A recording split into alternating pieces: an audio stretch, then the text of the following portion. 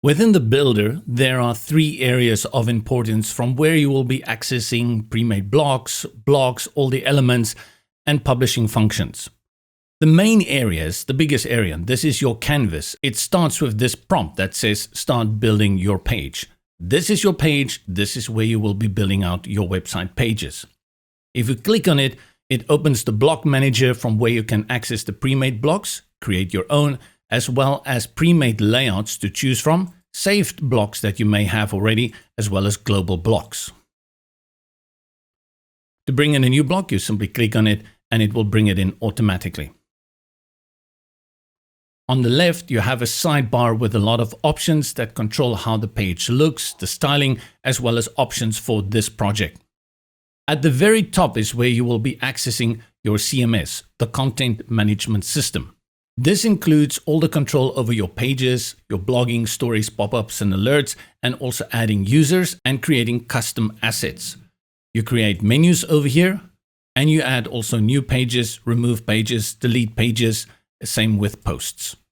Project settings also allow you to access your SEO functions, sharing, system pages like maintenance and coming soon, translation options to put your site into bilingual or multilingual website, adding custom CSS if you want so, or also code injection, working with webhooks, and then also setting up redirects.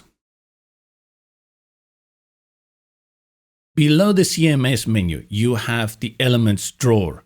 This panel contains all the building blocks that you need to create your pages, from your text elements to accordions, login functions, media functions like images, video, Facebook, social media, and then blogging features as well.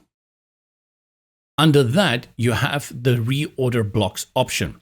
Every time you drag a new block onto the page, it will create a thumbnail here, and this is where you can drag them around to reorder them. Below that, you have styling. This gives you powerful control over adjusting the styling for any website on the fly in terms of colors and fonts. And below that is a collaboration tool. This opens a mirror copy of your site in a new browser, allowing you to leave comments and remarks on what the page has with other collaborators that can in turn put their comments there so that you know what you are working with. Still with the sidebar on the left, you'll notice here in the bottom, three more options. The first one is your responsive viewing, tablet design, and mobile design.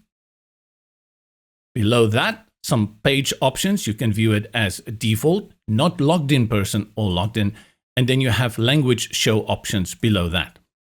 The last option in the sidebar on the left is to learn more about us, support section, shortcuts, and to exit back to the dashboard.